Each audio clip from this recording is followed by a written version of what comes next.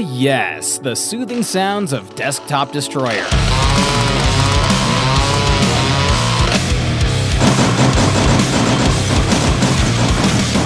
Nothing quite reduces stress like burning thousands of termites.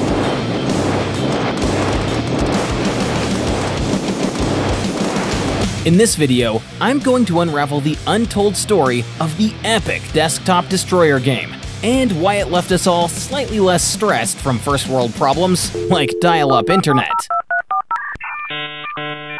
So, the other day as I was researching topics for this channel, a wave of nostalgia hit me straight in the face. A core memory unlocked in my brain when the game Desktop Destroyer suddenly resurfaced into my reality, triggered by a simple desktop icon that transported me back to 1999 in the blink of an eye.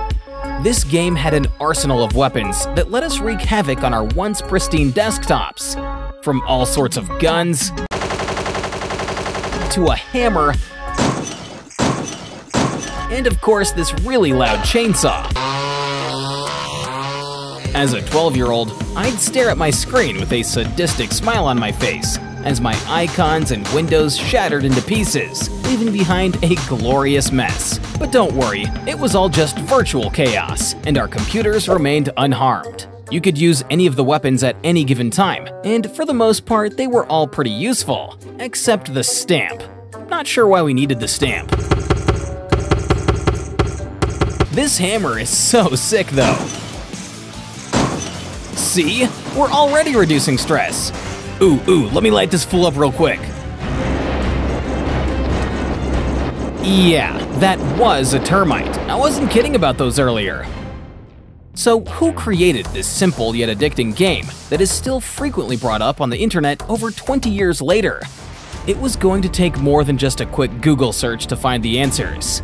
With copycat games and countless aliases, getting to the bottom of Desktop Destroyer's origins was going to require some serious research. So I did what any outstanding top-notch YouTube journalist would do. I just emailed the guy that created the game, and he got back to me in an hour. Huh, that was easy. Meet Miroslav Nemecek, a true pioneer in the realm of computer technology and programming.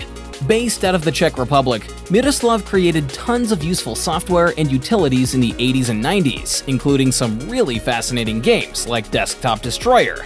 He tells me its original name was Desktop Games, and it was created using a programming tool that he invented under the Gemtree banner called Peter. When Gemtree published Peter in 1999, they were determined to flaunt its capabilities to the world of software coding. Miroslav rose to the challenge. He conjured up a plethora of free games and nifty applications, showcasing the true potential of Peter. Thanks to his coding genius, the Gemtree website boasted a treasure trove of stunning Peter-built programs, including Desktop Destroyer. In his email, Miroslav says, "One day hits skyrocketed for our website. When we went to see where the views were coming from, we learned that Desktop Destroyer started to be downloaded very heavily, especially in the USA. It was the most downloaded program for a long time." He went on to tell me that things were much different in his country of the Czech Republic. One of the other games that he built using Peter, called Ants, became very famous. He ended his email by telling me that Desktop Destroyer has become popular only in the USA, but we have no idea why. So now, I want to return the favor and answer a question that has been eating away at Miroslav's mind for all these years. Why was Desktop Destroyer so popular in the USA? Well, here's my take. Back in 1999, the world of computers and the internet was still a thrilling frontier. Every day while surfing the web, I'd stumble upon groundbreaking websites, games, and applications that sparked excitement. Chat rooms and message boards buzzed with people sharing their latest amazing discoveries. Desktop Destroyer was a viral sensation before viral was even a catchphrase. Why? It checked all of the boxes for software that could spread like wildfire. It was 100% free, had a tiny 300 kilobyte file size, and ran like a dream on even the most spyware-infected computers. Back in those days, on websites like Newgrounds.com, extreme and over-the-top Flash games were insanely popular. When Desktop Destroyer came out, it was like playing one of those Flash games, but one that could interact with your entire desktop screen and not just a small box on a website. Naturally, we couldn't help but share this mind-blowing application with everyone in our lives.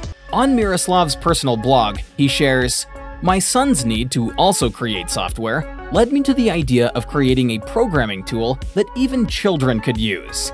That's how the Peter programming language was born, and perhaps it is because of Peter that my son is a successful programmer today."